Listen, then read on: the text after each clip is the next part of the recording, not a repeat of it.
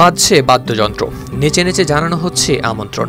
মুখে চওড়া হাসি, চারিদিকে হৈ হুল্লোড়। একে অপরের হাত ধরে হেঁটে যাচ্ছেন বরকনে। কনের পরনে লাল ফিতায় সজ্জিত ফিলিস্তিনের ঐতিহ্যবাহী কারুকার্যমণ্ডিত লাল সাদা পোশাক, বরের গায়ে কালো স্যুট ও টাই। ফিলিস্তিনের গাজা উপত্যকার একটি গণবিবাহের দৃশ্য এটি। তাদের দেখলে কে বলবে এটাই ধ্বংসস্তূপে ডুবে থাকা গাজার চিত্র। শত হতাশা, ক্ষুধার কষ্ট ও বিপদের ঝুঁকির মাঝেও যারা খুঁজছেন নতুন আলো। 2 বছর ধরে ইসরায়েলি বাহিনীর হামলায় ক্ষতিগ্রস্ত ভবন ও ধ্বংসস্তূপকে পেছনে রেখে এভাবেই গাওয়া হয় নতুন জীবনের জয়গান। সংবাদ মাধ্যম এএফপির দেয়া ভিডিওতে দেখা যায় সেই চিত্র।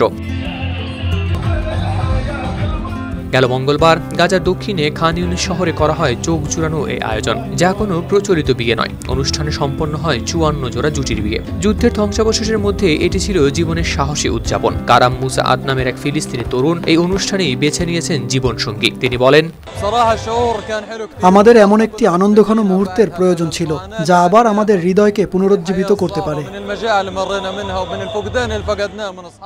ইসরায়েলের হামলায় গাজার সর্বত্রই এখন ধ্বংসস্তূপ। শিয়া বাটার ও ভিটামিন সমৃদ্ধ লিলি বিউটি সোপ, তারুণ্যময় উজ্জ্বল ত্বকের জন্য।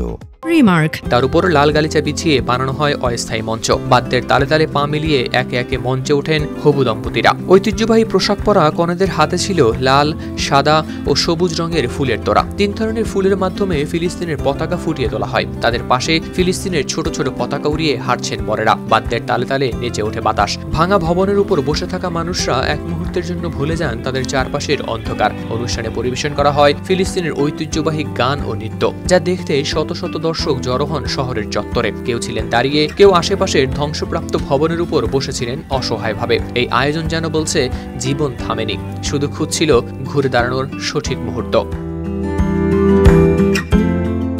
হাওলাদার শামীম, RTV।